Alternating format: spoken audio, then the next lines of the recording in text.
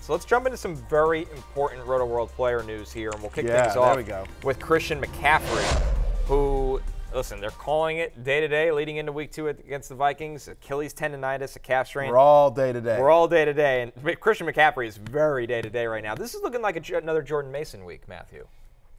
It really is. I mean, so Adam Schefter reported that there is a chance that McCaffrey could miss week 2. They're dealing with, he says, like, Achilles soreness. I don't even know what that is, but that doesn't sound good, especially because, listen, again, I'm no doctor here, but I feel like if you're a running back, you need your Achilles to be healthy to run. Maybe. Yeah. And if you're Kyle Shanahan, if you're the San Francisco 49ers, just play this out logically. If you're the San Francisco 49ers, you're Kyle Shanahan, you're like, well, let me think about this. All right, well, we want to be back in the Super Bowl this year, so we want this season to go, well past 18 weeks. We want to play, 22, 23 weeks. And we play the Vikings. Well, we just handled the Jets, which is supposedly one of the best defenses in the NFL. We had no issue with them. Jordan Mason looked great. Looked great. Yeah.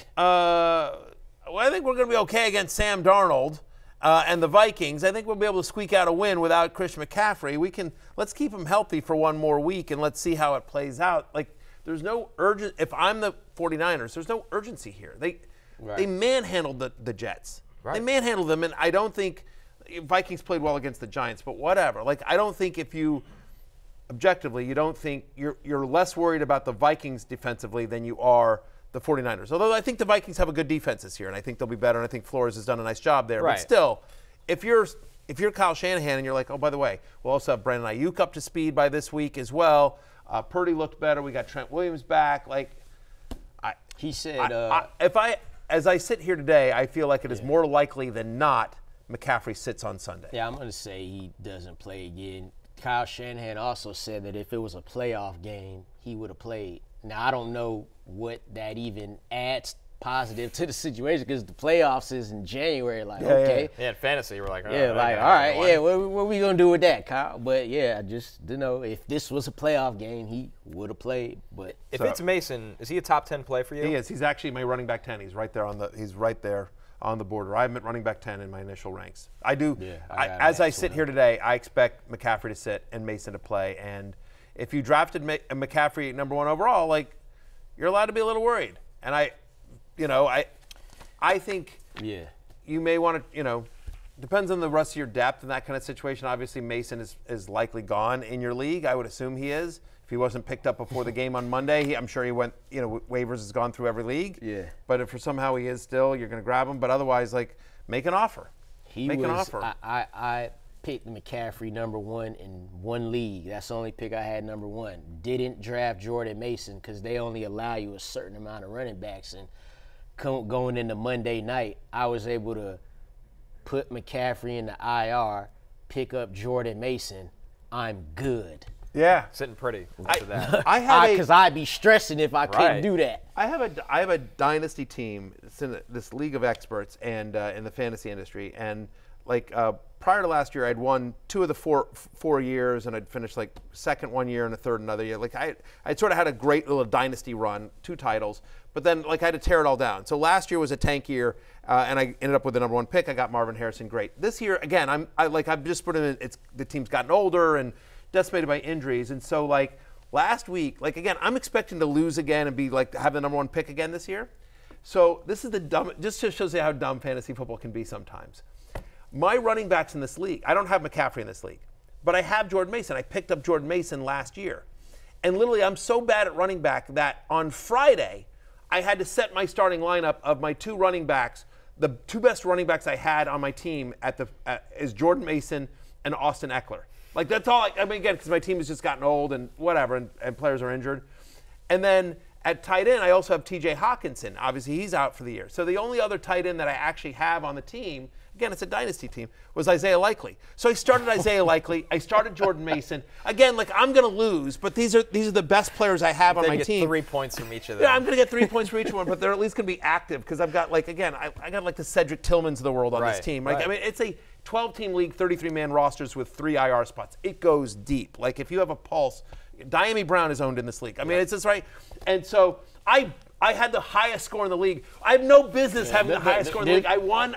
I'm sorry, Jeff Collins, wherever you're at. Like, you had a better team than me. You should have beaten me. You didn't. Like, hey, I can respect that you say that, though, because a lot of folks be trying to act like when they win when they get that cheap win, they be like, hey. It was the cheapest win of all time. Like, when I started Jordan Mason, it was literally because I was just like, well, maybe he gets 5 carries. You know what I mean? But, like, every other – he's a top 5 running back in fantasy. It's like Deontay Foreman. Like, my running back room is so ugly and decimated, and like, it was just the dumbest win. And I started Isaiah Likely because I'm like, well, they're gonna play 2 tight end sets. Maybe he gets 5 points or something like that. And anyway, it is better to be lucky in fantasy. Between the 2 of those guys, and I also have Cooper Kupp on that team, so it just like I ended up with the highest score in the league, which I had no business doing. You know. It's also a tight end premium league. So likely did 30 points. Likely did like 33 points or something. Just went nuclear. And then Jordan Mason's game, and like, it's just the dumbest win of all time. So anyway, sorry, Jeff Collins, wherever you're at. Like, you should have won. You have the better team. All right. Brutal. All right. Anyway. You also drink free, Jeff Collins. Yeah, but I'll also say this. Like, again, I think Jordan Mason plays this week, and there's a chance I may have lucked into a top 10 running back because – this is dragging on. They're not going to rush McCaffrey back. They don't need to.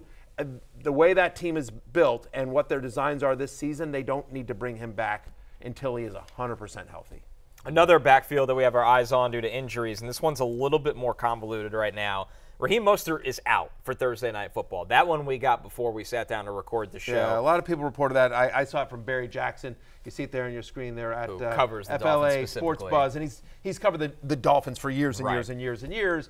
Raheem Mostert won't play Thursday. Quote from Mike McDaniel, Devon, we will see how it plays out. So I guess maybe there's a chance, as I read this quote, Connor, that maybe Achane might miss this game as well. It's the Thursday night game, short week. They play the Bills. They're home to at least it's a home game. They're home to the Bills. Right. They played Jacksonville last week, so they're staying in the state of Florida. They're home to They're home to the Bills, but still, short week against Buffalo, division matchup. I feel like if there's a chance that Achane can go, he will go. Right, but how much? You know, what is the workload? And this is what we talked about with Devon Achane last year. It's like we know what he could do, but it's like the injuries, and now it's popping up early.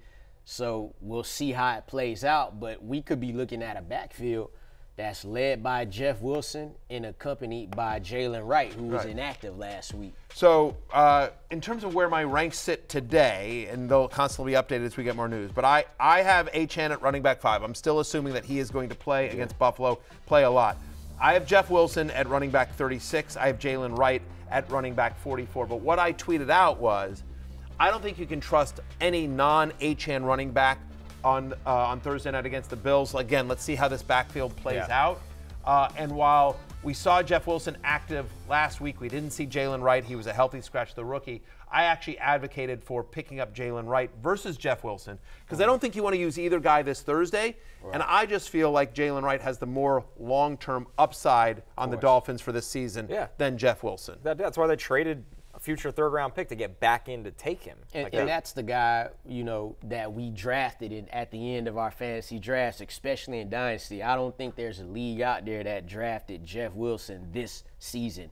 Maybe last season. No. Definitely not this season. If you're desperate and you have to start a non-Achane running back, my ranks are saying Wilson over Wright for this week based on whatever information we have right now. But I'm just saying if you're searching the waiver wire for a Dolphins running back that isn't Mostert or Achane, I'm advocating for Wright, as I said, not Wilson, because I think Wright long-term will be the better pickup. Yeah, and he's available in over 70% of Yahoo leagues as it stands right now. That is going to change within the next 24 hours, so jump on that one if you can. And then actually I literally just got an alert here. Devon Achane practiced in what appeared to be a lighter walkthrough session. Watch him go through all running back drills and reps, including changing direction, catching passes on his ankle, no red jersey or clear visual limitations from media viewing, and that is from Cameron Wolfe, who does a good job, covers the NFL Network. NFL Network covers close the team. to the Dolphins. Yeah, That's what you want to hear. Cam's a good dude. That's Cam's what you want to hear yeah. On a Wednesday when the game is on Thursday. Yes. You want to hear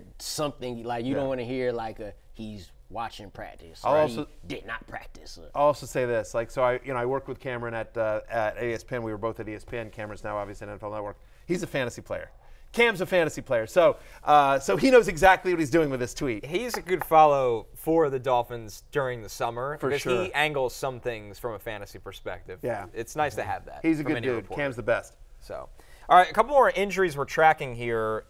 That's top one, Kenneth Walker. I mean, we have to have our eyes on this because he's had abdominal injuries in the past. Charbonnet would be a massive play if Walker's down, I would think, Matthew. For sure. Keenan Allen, Jordan Addison, Jake Ferguson, Russell Wilson we're also tracking. Russell Wilson more because some people might be in a bind and they're going to start Justin Fields, and also how it affects the rest of the Steelers' offense. But I want to get back to Walker before we talk about the Steelers here.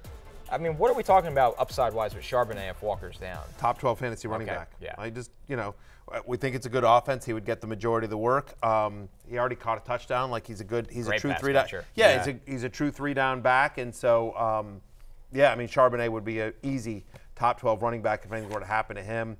We'll see about Jake Ferguson and David Njoku as well, who's not on that list. Two guys that we hope can go this Sunday. We'll keep tracking those injuries on the way. The Jordan Addison one, his injury, is interesting because he was banged up this summer as well in training camp. Yeah. Jalen Naylor, who's their third wide receiver, and they like a lot. He won the wide receiver 3 job, caught a touchdown already. And so for deeper leagues, I have Jalen Naylor in a couple of deep leagues. Just kind of an interesting name. He's probably already gone in like a super deep league, but just if Addison were to miss, the Vikings sort of, they're playing San Francisco, obviously not a great matchup, but still, Jalen Naylor just a interesting deep league name, especially if Addison's going to miss more time. And the thing with Russell Wilson here too, just know that if Russell, like the offense changes, the usage for these receivers and running backs change depending on which quarterback it is. Justin Fields ran 14 times in week 1. You may get half of that if you're lucky from Russell Wilson. Justin Fields will keep the top receiver fantasy relative George Pickens, but with Wilson, you got a better chance of those running backs catching passes out the backfield. Completely agree.